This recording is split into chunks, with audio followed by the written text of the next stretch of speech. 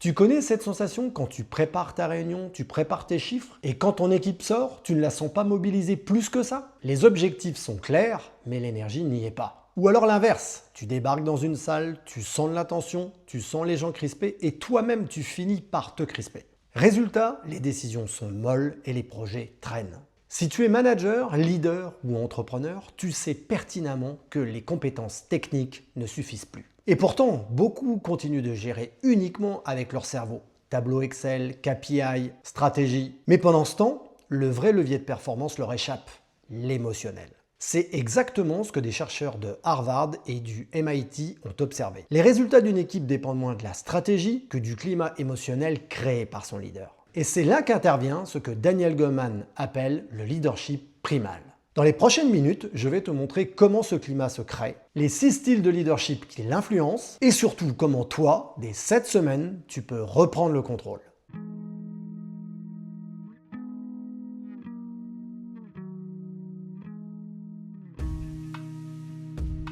Alors pourquoi ton équipe réagit à ton humeur? Les études de Daniel Goleman ont montré que le climat émotionnel peut jouer pour près de 70% sur les performances d'une équipe. Et vous avez bien entendu, plus de 70%. Ça veut dire que si tu arrives tendu, impatient ou fatigué, peu importe tes beaux PowerPoint, ton équipe le ressent. Il copie inconsciemment ton état. On parle ici des neurones miroirs. Le cerveau reproduit les émotions du leader. Et ceci, souvent en quelques secondes. J'ai coaché un manager qui, avant chaque briefing, entrait avec la mâchoire serrée. Rien que son entrée faisait baisser la créativité de son équipe. Quand il a appris à réguler sa propre énergie, son équipe a pris confiance et les ventes ont continué de progresser sans changer un seul processus. Alors Goleman a identifié 6 styles de leadership que je te propose d'évoquer. Pense à eux comme des modes que tu peux activer. La plupart des managers en utilisent un ou deux, et c'est là qu'ils se plantent. Imaginez, chacun agit comme une couleur sur la palette d'un peintre. Un grand leader ne se limite pas à une couleur, il sait mélanger les couleurs en fonction de la situation. Alors le premier style de leadership, c'est le visionnaire. Il montre la direction et donne du sens. C'est le style idéal quand l'équipe a besoin d'un cap clair. J'ai en tête un client dans le secteur de la tech. Son entreprise devait pivoter en pleine crise. Plutôt que de rentrer dans les détails techniques, il a réuni toute son équipe et a partagé sa vision. Nous allons devenir la référence de l'intelligence artificielle éthique. C'était clair et inspirant. En 3 mois, l'équipe a changé de cap sans résistance. Le deuxième style de leadership, c'est le coach. Le coach, c'est celui qui développe les talents, aide à grandir, c'est le style parfait pour construire l'avenir.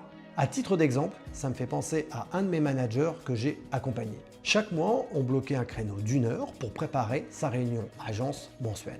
Plutôt que de lui donner une formation générale, je l'ai aidé sur des situations spécifiques.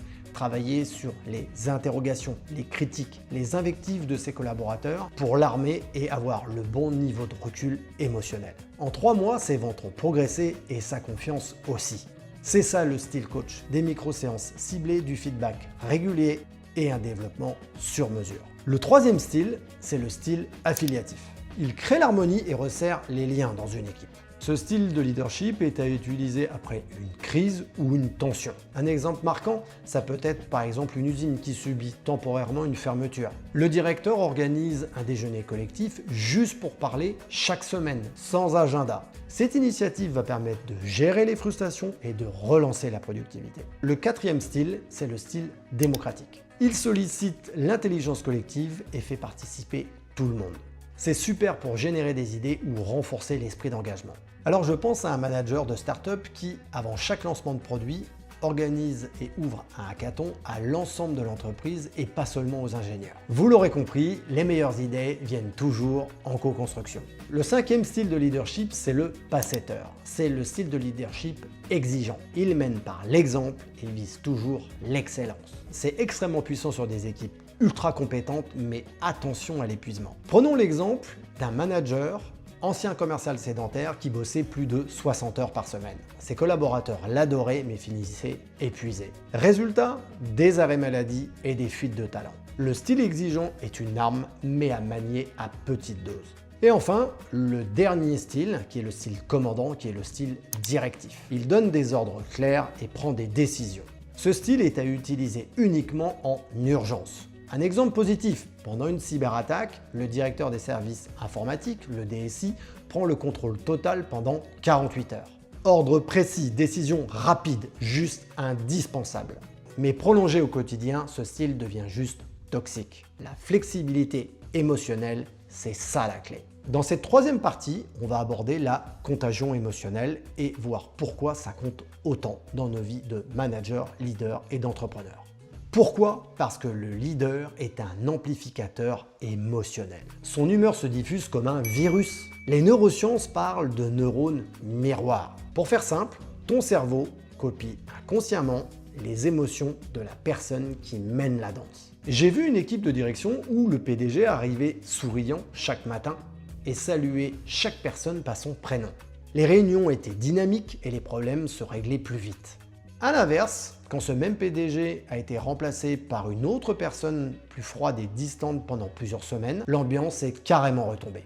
Mêmes objectifs, mêmes salariés, mais un climat radicalement différent. Alors, en résumé, comment développer son leadership primal? Alors la bonne nouvelle, c'est que ça se travaille. Et voici 4 leviers pour le développer. Le premier, c'est la conscience de soi. C'est demander des feedbacks à 360 degrés. Repère tes déclencheurs.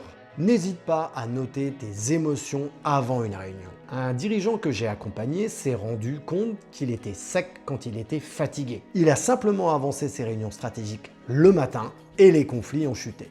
Le deuxième levier, c'est la maîtrise de soi. Effectue une pause de 3 respirations avant de répondre à un mail qui t'énerve. Ça paraît trivial, mais c'est un entraînement. Un manager me disait qu'il écrivait ses mails énervés, mais qu'il les enregistrait en brouillon pendant 24 heures. 9 fois sur 10, il ne les envoyait jamais. Le troisième levier, c'est l'empathie active.